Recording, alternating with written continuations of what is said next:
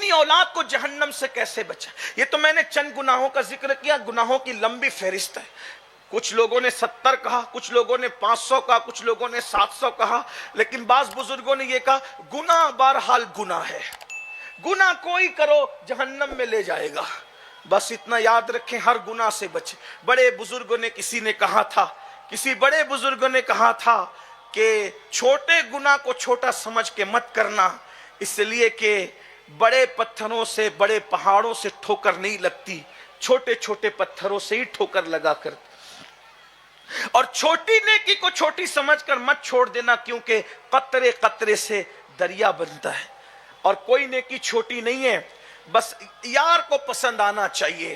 اگر کتے کو پانی پلانا بھی پسند آ گیا تو وہ عمل بھی جنت میں لے جاتا ہے. راستے سے تکلیف دینے والی چیز کو ہٹا دیا، وہ عمل بھی جنت میں لے جاتا ہے. کسی کو اللہ کی رضا کے لیے دیکھ کے مسکرا دیا، وہ عمل بھی جنت میں لے جاتا ہے. اس لیے کسی نیکی کو چھوٹا مت کرو. نیکی نیکی ہے. میرے آقا علیہ السلام کی حدیث ہے، البر لا یبلا والذنب لا ینسا والدیان لا یموت اعمل ما شئت کما تدین تدان. نیکی کبھی پرانی نہیں ہو سکتی، گناہ کبھی بھلایا نہیں جا سکتا، بدلہ دینے والے خدا دیان کو کبھی موت نہیں آ سکتی. وہ حی و قیوم ہے، اس کو کبھی موت نہیں آ سکتی. اور تم جو کرو گے تمہیں وہی ملے گا. سو تم جو چاہو کرو. نیکی کرو، نیکی کا صلہ اچھا ہے. برائی کرو، برائی کا صلہ برا ہے. کسی کہنے والے نے کہا تھا بھلائی کر بھلا ہوگا، برائی کر برا ہوگا. کوئی دیکھے نہ دیکھے پر خدا تو دیکھتا ہوگا. گناہ کرو گے اس کی سزا. بلکہ صوفیہ تو یہاں تک فرماتے ہیں چراغ بھی بجھتا ہے تو گناہ کی وجہ سے، کانٹا بھی چبھتا ہے تو گناہ کی وجہ سے. آنکھ پھڑکتی ہے تو عورتیں بڑے مزے میں کہتی ہے سیدھی آنکھ پھڑک رہی ہے خوشی ملے گی، الٹی آنکھ پھڑک رہی ہے غمی ملے گی. یہ میرا جسم کا یہ فلاں حصہ ہل رہا ہے تو ایسا ہوگا ویسا ہوگا. اٹکل پچو پن سے ٹامک ٹویا نہ کرو. بزرگوں نے، صوفیہ نے فرمایا آنکھیں پھڑکتی ہے گناہ کی وجہ سے، جسم میں حرکت ہوتی ہے گناہ کی وجہ سے، جسم میں کھجلی بھی گناہ کی وجہ سے آتی ہے، بیماری بھی گناہ کی وجہ سے آتی ہے. اللہ بعض، مگر اللہ کے بعض مقبول بندے اللہ ان کو آزمائش کے لیے اس میں مبتلا کرتا ہے. قرآن کہتا ہے وما اصابکم من مصیبت فبما کسبت ایدیکم، کہ تم پر جو بھی مصیبت آتی ہے وہ تمہارے عمل کی وجہ سے آتی ہے. داتا صاحب رحمت اللہ علیہ تو یہاں تک فرماتے کہ میرے مرشد نے مجھ سے کہا بیٹا گناہ کرنا چھوڑ دے، تیرے کپڑے بھی میلے نہیں ہوا کریں گے. یعنی کپڑے بھی اگر میلے ہوتے ہیں تو کہیں نہ کہیں ہمارے گناہ کا دخل ہے. میری بہنوں ذرا سوچو تو صحیح. اور دیکھ لو اللہ والوں کو، ایک ایک لباس پہ برسوں گزار دیے لیکن ان کے کپڑوں سے بدبو نہیں آئی. وجہ کیا ہے؟ کیونکہ ان کے مشام جاں معطر تھے نیکیوں سے، ان کے دل معطر تھے عشق رسول کی خوشبو سے.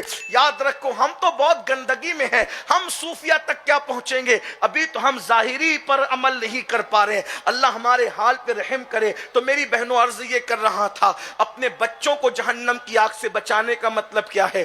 بچوں کی صحیح تربیت کرو، ان کو عقیدہ، سچا عقیدہ پلاؤ. پہلی بات ان کو صحیح عقیدہ دو. صحیح عقیدے سے مطلب کیا؟ یعنی وہ عقیدہ جو 1857 کے بعد انگریزوں کی میزوں سے گڑا ہوا ہے، اس عقیدے کی ہمیں ضرورت نہیں ہے. اس لیے کہ ہر نئی چیز اچھی ہوتی ہے مگر عقیدہ پرانا اچھا ہوتا ہے. حضور محدث اعظم پاکستان علامہ سردار احمد محدث رحمت اللہ علیہ فرمایا کرتے تھے جو نئی چیز ملا کرے لے لیا کرو، لیکن عقیدہ ہمیشہ پرانا اچھا ہوتا ہے. اپنے بچوں کو وہ عقیدہ جو وہ غوث پاک جس عقیدے پر تھے، غریب نواز جس عقیدے پر تھے، مخدوم اشرف جہانگیر سمنانی جس عقیدے پر تھے، نظام الدین محبوب الہی جس عقیدے پر تھے، نہار شاہ ولی جس عقیدے پر تھے، اور سچی بات سب سمیٹ کر کے یہ کہیں کہ 14ویں صدی کے اندر سارے سچی عقائد کا اتنے مجموعہ نچوڑ کر میرے امام اہل سنت نے جو ہمیں پیش کیا، اسی عقیدے کی اپنے بچوں کو تعلیم دو. کون سی تعلیم؟ نبی زندہ ہیں، نبی حاضر و ناظر ہیں، نبی ہماری جان سے زیادہ قریب ہیں. اپنے بچوں کو عشق مصطفیٰ پلاؤ. اللہ کے رسول علیہ السلام نے تو ہمیں خود ہی بتا دیا اپنی اولاد کو 3 باتوں کی تعلیم دو. عشق رسول کی تعلیم دو. عشق رسول جب سکھا دو گے اپنے بچوں کو تو اللہ اکبر وہ نبی کے عشق میں ڈوب جائیں گے. جس کے سینے میں عشق مصطفیٰ ہوگا وہ کسی لڑکی کی گلی کا چکر لگاتا نظر نہیں آئے گا. آج یہ سارے فتنے اس لیے ہیں ماؤں نے سیریل تو دکھایا, فلم تو دکھایا, عشق مصطفیٰ کا جلوہ نہیں دکھایا. میری بہنوں, جب تک ہمارے جوان عشاق تھے, عشاق, صلاح الدین ایوبی جیسا جوان, اس نے لڑکیوں کو کبھی نظر بھر کے نہیں دیکھا. سلطان شمس الدین التمش, کسی غیر محرم پر انہوں نے کبھی قصدن نظر نہیں ڈالی. وقت نہیں ہے ورنہ وہ تفصیلات آتی. میری بہنوں, عشق میں بڑی غیرت ہے. تو ہمارے آقا نے فرمایا اپنی اولاد کو 3 باتیں سکھاؤ: عشق رسول, اپنے نبی کی محبت, عشق آل رسول, اہل البیت کی محبت, اور قرآن کی تعلیم. یہ 3 چیزیں اپنے بچوں کو سکھاؤ. بہنوں آؤ اپنے بچوں کو بچاؤ جہنم کی آگ سے. اللہ اکبر.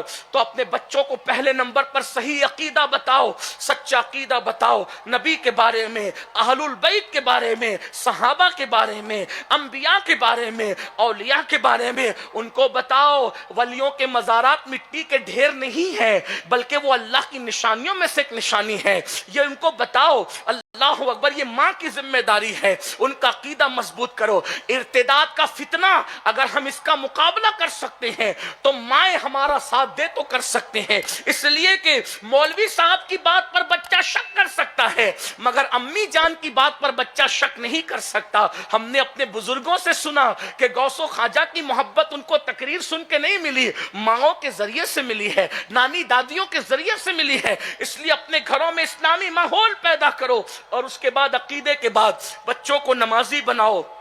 بچے اچھی صحبت میں رہیں, اس کے لیے کوشش کرو. آج ہمارے بچے نشے کی طرف جا رہے ہیں, ایم ڈی کی طرف جا رہے ہیں, الگ الگ طور پر آگے بڑھ رہے ہیں اور معاشرہ تباہ ہو رہا ہے. یہ کیوں ہے؟ یہ صحبت کی وجہ سے.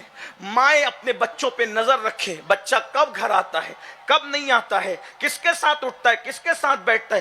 زیادہ تر بچوں کو گھر میں رکھو, اپنے پاس رکھو, بلکہ ماں باپ اپنی اولاد کے اچھے دوست بن جائیں تاکہ بچوں کو باہر دوستی کرنے کی ضرورت ہی پیش نہ آئے. ماں باپ پیار دیں اپنی اولاد, بات بات میں بچوں کو ڈانٹا نہ کرو, جھڑکا نہ کرو, اس لیے کہ ڈانٹنے اور جھڑکنے سے بچے دور ہوتے ہیں. بچوں کو پیار دو, بچوں کو محبت دو, بچوں کو الفت دو, ان کا اعتماد حاصل کرو. بچوں کے سامنے میاں بیوی کا جھگڑا کبھی نہیں ہونا چاہیے, اس سے بچے احساس کمتری کا شکار ہوتے ہیں. اپنے بچوں کو کبھی یہ احساس مت ہونے دو کہ تم غریب ہو, تم مفلس ہو. ان میں حوصلہ پیدا کرو, ان کے اندر احساس کمتری پیدا مت ہونے دو. ہر ایک کے ساتھ کاندھے سے کاندھا ملا کر ان کو کھڑے ہونے کے لیے حوصلہ دو. یہ کام مائیں کر سکتی ہے. ہر انقلابی کو کے پیچھے کسی عزم والی ماں کا ہاتھ ہے. سرکار غوث پاک ہو, غریب نواز ہو, بابا فرید ہو, محبوب الہی ہو, کوئی ہو, اللہ اکبر.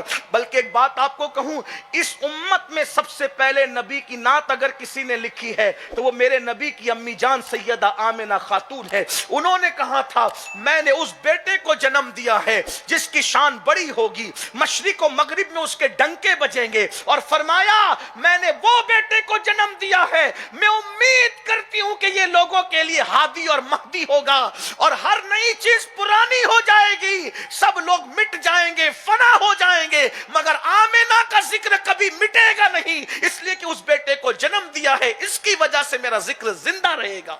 لوگوں نے نبی بعد میں کہا, حضور کی امی جان نے پہلے ان کی نعت بیان فرمائی. یہ ہے ماں. ماں بڑی عظیم چیز ہے. اس لیے میری گزارش ہے اپنی ذمہ داری نبھاؤ. اپنے بچوں کی اسکول کے لیے 10ویں 11ویں پڑھا کر کے ڈراپ آؤٹ مت کرو. اپنے بچوں کو اعلیٰ سے اعلیٰ تعلیم دو. آدھی روٹی کھانا پڑے کھاؤ. ہمارے ماہریرا کے مرشدوں نے یہ اعلان کیا, آدھی روٹی کھائیں گے, بچوں کو پڑھائیں گے. اپنے خرچے کم کرو, لباس کے, زیورات کے, شادیوں کے, مگر بچوں کو پڑھاؤ, اعلیٰ سے اعلیٰ تعلیم دلاؤ. اور ایک بات یاد رکھنا, بچوں کو پیار دیتے وقت بیٹیوں کو نظر انداز مت کرنا. بیٹا اور بیٹی میں برابری کا سلوک کرو, بلکہ اگر کسی کو آگے بڑھانا ہو تو بیٹے سے زیادہ اہمیت اپنی بیٹیوں کو دیا کرو.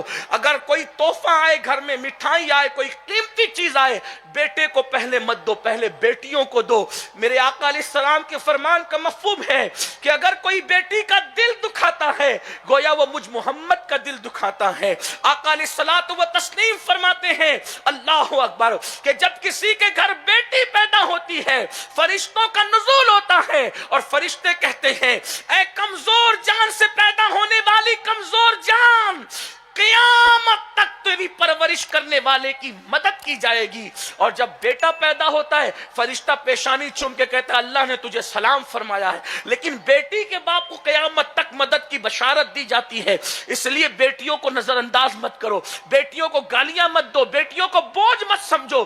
بیٹیاں ادھر ادھر رخ کیوں کرتی ہے اس کی ایک وجہ یہ بھی ہے، جو گھر میں آتا ہے کہتے ہیں اس کے لیے رشتہ دیکھو، اس کے لیے رشتہ، بیٹیوں کے سامنے کیوں کہتے ہو رشتہ دیکھو رشتہ دیکھو؟ بیٹی سمجھتی ہے میں اپنے باپ پہ بوجھ ہو گئی، میں اپنی ماں پہ بوجھ ہو گئی، پھر وہ قدم اٹھانے پہ مجبور ہوتی۔ خدا کے لیے ایسا نہ کرو۔ سرکار غوث پاک کے نانا جان نے اپنی بیٹی کی شادی 40 سال کے بعد کی ہے۔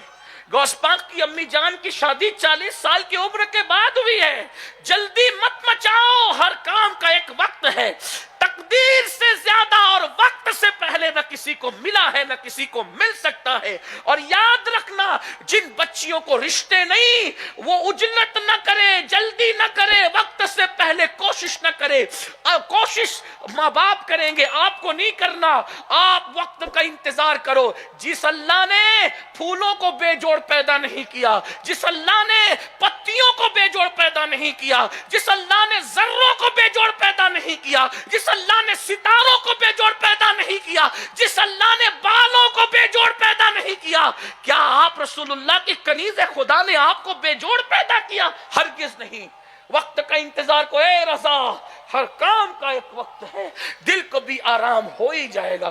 اپنے بچوں میں یقین پیدا کرو، اپنے بچوں کی صحیح تربیت کرو۔ اللہ تبارک و تعالی ہم سب کو عمل کی توفیق بخشے۔ یہاں سے توبہ کر کے جاؤ، باتیں اور کہنے کی تھی لیکن وقت مکمل ہوا، اس لیے میں اپنی بات کو یہیں پر اس دعا کے ساتھ ختم کرتا ہوں۔